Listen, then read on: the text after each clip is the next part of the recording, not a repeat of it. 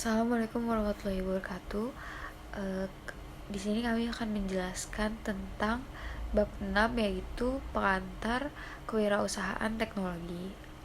Sebelum memulai pemaparan materinya, perkenankan kami untuk mengenalkan diri kami masing-masing terlebih dahulu. Dimulai dari saya. Perkenalkan, nama saya Pungki Dwi Kartika dengan NIM 17076190118. Perkenalkan, nama saya Muhammad Ainur Rafiq dengan NIM 17076190137.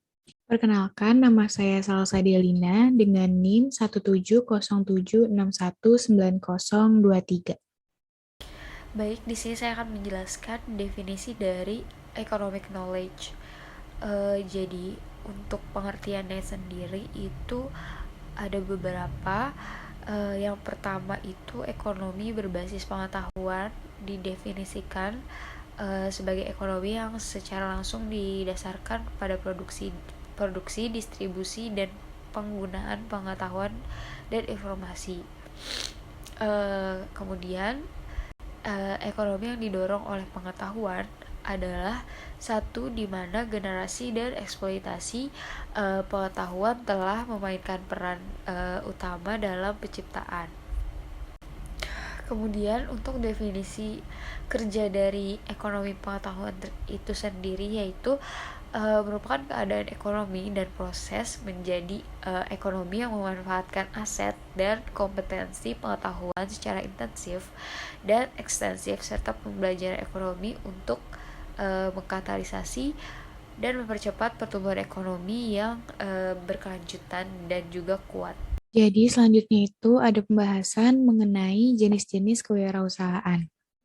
Nah, di sini kewirausahaan terbagi menjadi 6 jenis, yaitu kewirausahaan campuran, kewirausahaan murni, kewirausahaan sosial, kewirausahaan kolaboratif, kewirausahaan internal, dan juga kewirausahaan eksternal. Yang pertama itu ada kewirausahaan campuran. Nah, di sini kewirausahaan campuran terdiri dari kewirausahaan karyawan dan juga kewirausahaan kapitalis. Apa sih kewirausahaan karyawan dan juga kewirausahaan kapitalis? Untuk kewirausahaan karyawan, ini merupakan wirausaha karyawan mengandung pengertian bahwa wirausahawan yang melakukan kegiatan yang dapat dilakukan oleh karyawan atau pekerja yang disewa tanpa mengurangi produktivitas tenaga kerja secara keseluruhan. Jadi, kewirausahaan itu tidak hanya menjadi tanggung jawab pengusaha saja, melainkan dapat dilakukan juga oleh para karyawannya.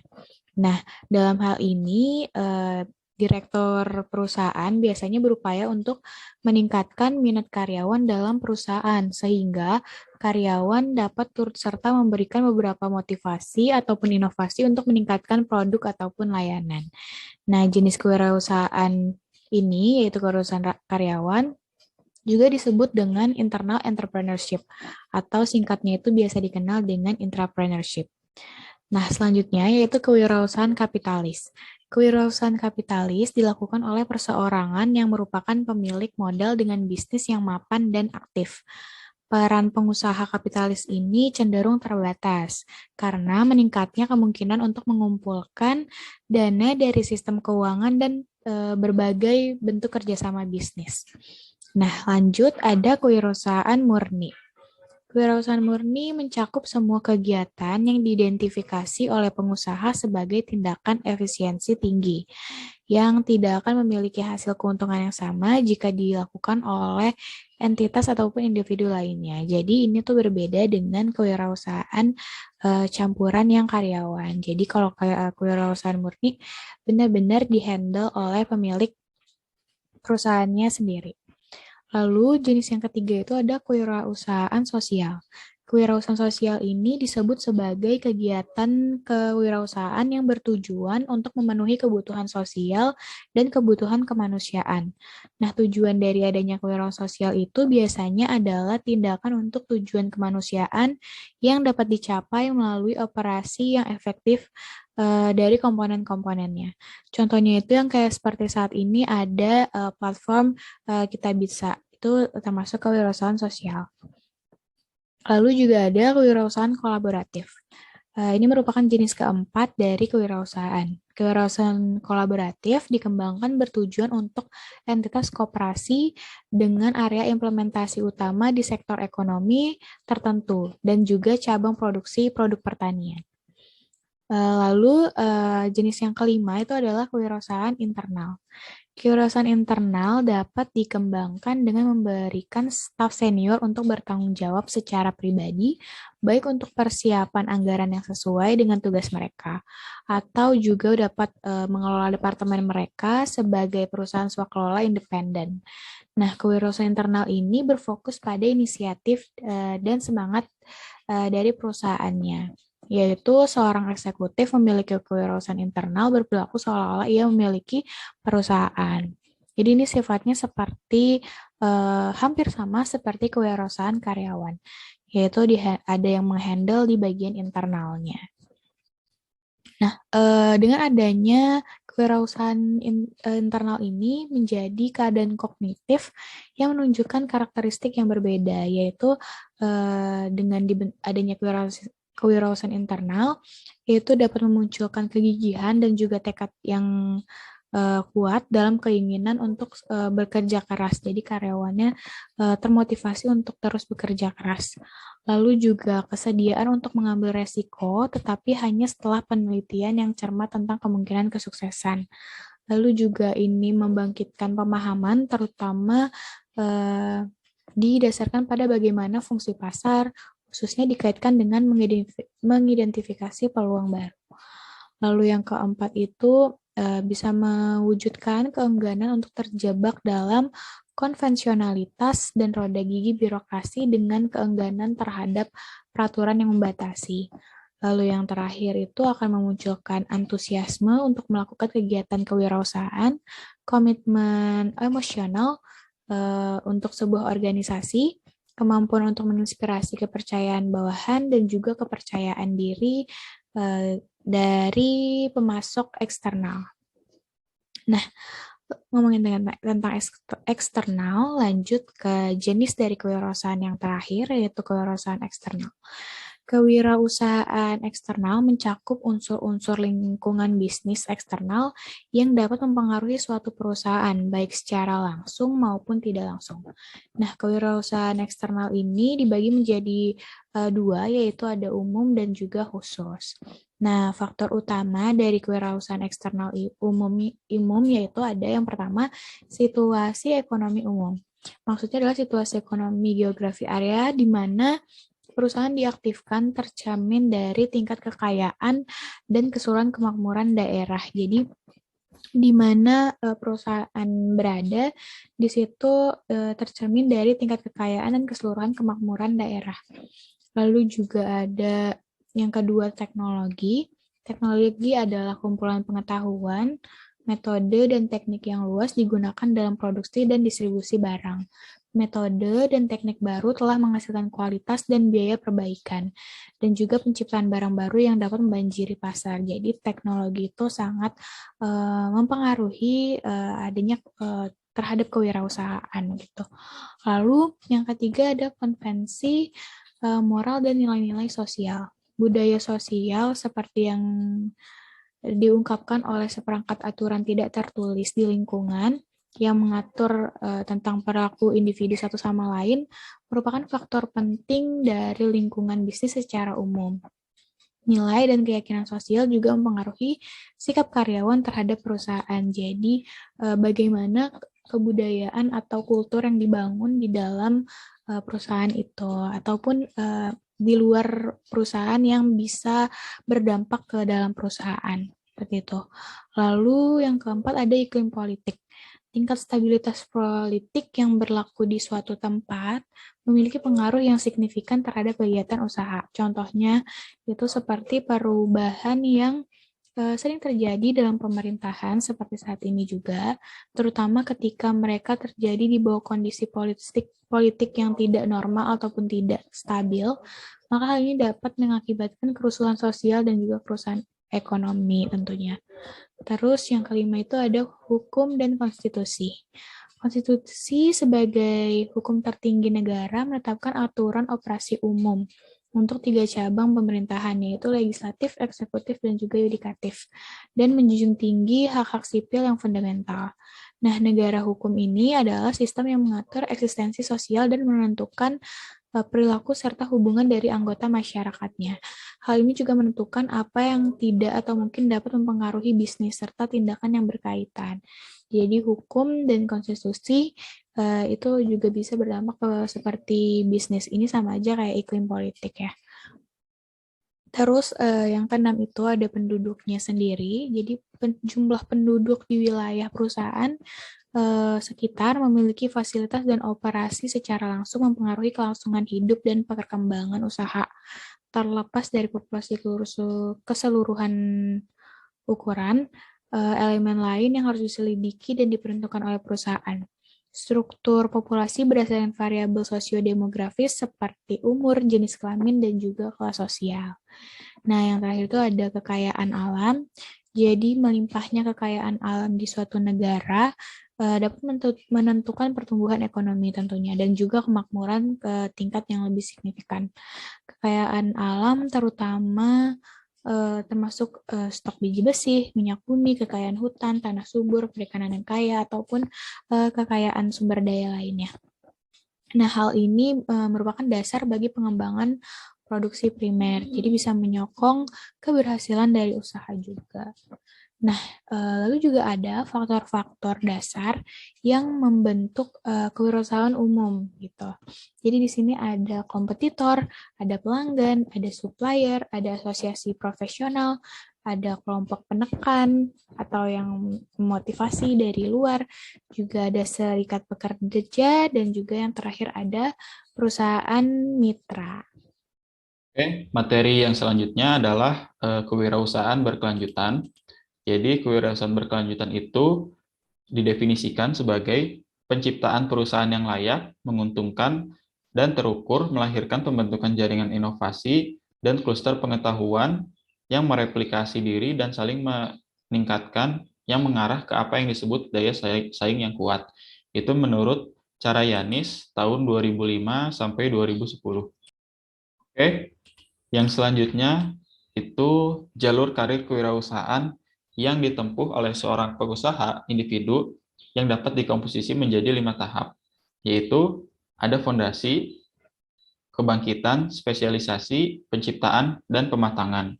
Yang pertama, fondasi itu adalah penciptaan dan penguatan nilai-nilai kewirausahaan bagi individu dan masyarakat secara keseluruhan. Kemudian, kebangkitan itu adalah individu yang dihadapkan dengan semangat kewirausahaan sebagai alternatif yang layak di antara bentuk-bentuk jalur karir lainnya. Selanjutnya ada spesialisasi, merupakan keterampilan awal yang diperlukan untuk penciptaan bisnis yang diperoleh dan individu diidentifikasi sebagai wirausaha. Selanjutnya adalah penciptaan. Penciptaan itu adalah individu bergerak dari pengetahuan dan pembelajaran ke tindakan. Penciptaan perusahaan atau peningkatan keterampilan kewirausahaan lainnya, misalkan kewirausahaan integral tercapai. Yang selanjutnya adalah pematangan. Pematangan itu adalah individu membangun pengalamannya dan memajukan karirnya melalui pengembangan dan jaringan berbasis pengetahuan, serta melalui validasi eksternal dan penilaian karir yang dipilihnya. Fitur karakteristik tambahan dari diagram adalah mekanisme umpan balik yang memperkuat dirinya sendiri, yang menggarisbawahi fakta bahwa ada interaksi konstan antara pengusaha dan lingkungannya. Selain itu, fase pematangan memperkenalkan konsep belajar sepanjang hayat, serta fakta bahwa proses pendidikan harus memperkuat nilai jiwa kewirausahaan. Seperti tabel yang kalian lihat di gambar, itu adalah tabel pelatihan dalam kewirausahaan. Dibagi menjadi tindakan, ada tingkat, sasaran, dan metode pengajaran. Yang pertama adalah dari kesadaran dulu, yang diaplikasikan pada universitas menengah pertama. Misalkan sasarannya itu adalah mengembangkan otonomi dan inisiatif. Berarti kalian harus menjawab pertanyaan, kenapa aku harus menjadi seorang pengusaha? Dan juga metodenya apa? Metode dalam untuk mencapai itu apa? Misalkan ada program mikro, studi kasus, wawancara dengan pengusaha, simulasi industri, kompetisi, rencana bisnis. Yang selanjutnya, tadi kesadaran, sekarang spesialisasi. Yang diaplikasikan pada universitas menengah dengan sasaran memahami keragaman kewirausahaan. Berarti apa sih yang harus saya lakukan untuk menjadi pengusaha sukses? Nah, kemudian metodenya bagaimana? Misalkan kursus khusus gitu, contoh kasus nyata, atau program bisnis. Selanjutnya ada percobaan. Misalkan yang dilakukan pada universitas menengah juga. Sasarannya adalah memberi siswa izin untuk mengerjakan program mereka sendiri atau proyek perusahaan yang tidak aktif. Maka metode pengajarannya yaitu realisasi dari sebuah program. Itu adalah contoh tabel dalam pengembangan kewirausahaan. Ada beberapa masalah tambahan yang menarik untuk dibahas bagi pengusaha, yaitu ada pengambilan risiko. Secara umum, seorang individu tidak dianjurkan atau dicegah untuk mengambil risiko. Kenapa? Karena, seperti yang dikemukakan oleh Mark Gidget, pengambilan risiko yang dilakukan oleh seorang wirausahawan yang tentunya optimis secara naif, itu tidak disukai oleh keluarga dan lingkungan sosial. Jadi, seorang individu tidak dianjurkan untuk mengambil risiko yang bisa merugikan orang lain, misalkan. Kemudian yang selanjutnya adalah kegagalan. Seperti yang diketahui sebagian besar pengusaha, kegagalan adalah prasyarat untuk sukses. Jika Anda ingin sukses, maka Anda harus mengalami beberapa kegagalan dulu. Kemudian yang selanjutnya adalah motivasi. Di Amerika Utara, sebagian besar wirausahawan sangat berorientasi pada tujuan. Artinya, mereka termotivasi secara internal daripada termotivasi secara eksternal. Misalkan mereka udah punya tujuan tertentu, seperti ingin menyelesaikan masalah di lingkungan tersebut. Nah, dengan membangun bisnisnya, maka dia bisa membantu menyelesaikan masalah tersebut. Nah, itu adalah contoh motivasi internal yang bisa meningkatkan motivasi pengusaha atau individu tersebut. Yang selanjutnya adalah kepercayaan dan hubungan. Integritas dianggap sebagai dimensi terpenting dari unsur kepercayaan, mengingat keempat dimensi lainnya tidak ada artinya tanpa komponen pertama ini. Karena jika orang lain sudah tahu, sudah percaya pada kita, maka itu akan membranding diri kita dan akan membuat kita menuju ke gerbang yang lebih tinggi lagi untuk menuju kesuksesan gitu.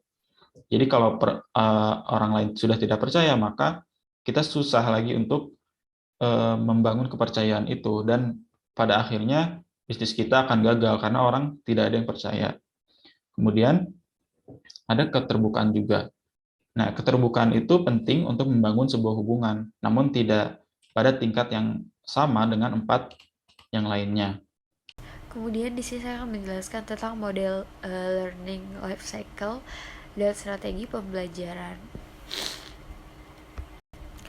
Jadi strategi pembelajaran yang disarankan untuk kewirausahaan dirancang untuk secara positif mempengaruhi efektivitas transfer pengetahuan dan memaksimalkan kapasitas penyerapan kognitif dan transfer pengetahuan dan pengalaman peer-to-peer.